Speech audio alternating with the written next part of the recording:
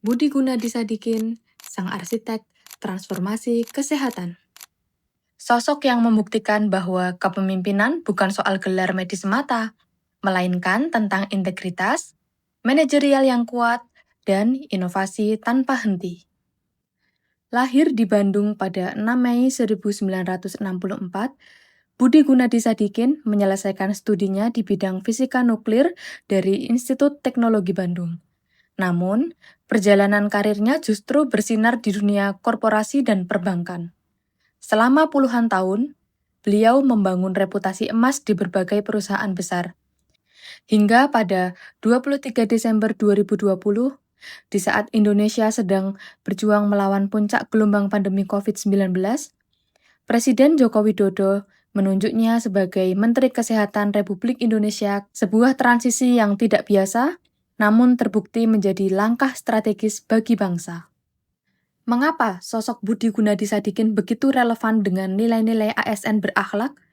Mari kita lihat implementasinya. Bagi Bapak Budi Gunadisadikin, kesehatan bukan sekedar angka, tapi tentang nyawa setiap warga negara. Dengan semangat berorientasi pelayanan, beliau mendorong transformasi kesehatan yang lebih dekat, lebih cepat, dan lebih ramah. Bukan rakyat yang mencari layanan, tapi layanan yang hadir untuk rakyat. Sebagai sosok yang berangkat dari latar belakang teknokrat, beliau menjunjung tinggi nilai akuntabel. Setiap kebijakan harus berbasis data, setiap rupiah yang digunakan harus tepat sasaran dan dapat dipertanggungjawabkan. Menteri Kesehatan Budi menunjukkan kinerja terbaiknya di balik percepatan vaksinasi dan penurunan tarif PCR serta antigen. Berkat beliau, Indonesia berhasil menjadi salah satu negara dengan penanganan kasus COVID-19 terbaik. Dibuktikan dengan Menteri Kesehatan Budi berhasil meraih 2 penghargaan People of the Year pada tahun 2021.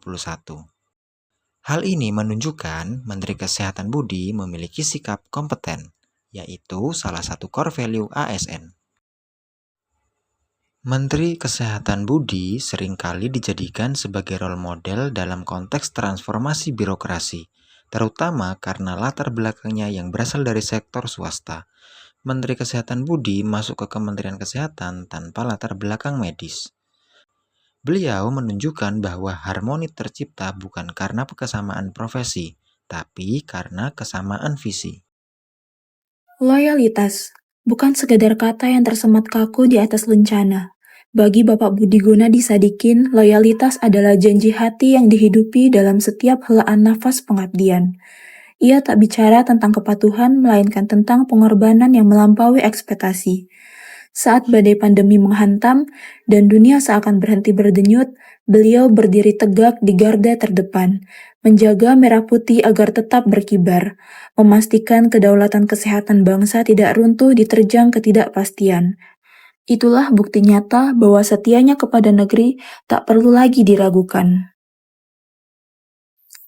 Namun, dunia terus bergerak. Zaman menuntut lebih dari sekedar bertahan. Di tangan beliau, teknologi bukan lagi masa depan, melainkan hari ini. Melalui langkah berani satu sehat, ia merajut digitalisasi ke dalam nadi kesehatan kita.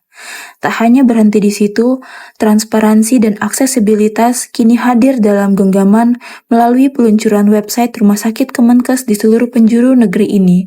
Inilah bukti bahwa kita tidak boleh tertinggal. Beliau mengajarkan kita sebuah filosofi penting. Jangan pernah takut pada perubahan, karena bagi seorang pemimpin yang loyal, perubahan bukanlah ancaman, melainkan peluang untuk melayani rakyat dengan lebih baik. Unsur core value kolaboratif dalam kepemimpinan Menteri Budi Gunadisadikin yaitu yang pertama, memberi kesempatan kepada berbagai pihak untuk berkontribusi. Yang kedua, terbuka dalam kerjasama untuk menghasilkan nilai tambah. Yang ketiga, menggerakkan pemanfaatan berbagai sumber daya untuk tujuan bersama. Implementasi dalam konteks kepemimpinan Pak BGS yaitu yang pertama ada transformasi budaya kerja, menggerakkan perubahan menuju cara kerja yang lebih inovatif, cepat, dan kolaboratif, melepaskan sekat-sekat birokrasi dan membangun learning organization. Terus kemudian yang kedua, 6 pilar transformasi kesehatan, kolaborasi dengan berbagai pemangku kepentingan industri, farmasi, alkes, tenaga kesehatan, dan pemerintah daerah untuk mencapai target transformasi. Yang ketiga, kolaborasi spesifik, yaitu Pak Menkes BGS mendorong kolaborasi antara tenaga spesialis dengan fasilitas kesehatan seperti kolegium hemodialisa untuk meningkatkan jangkauan pelayanan ke daerah yang terpencil.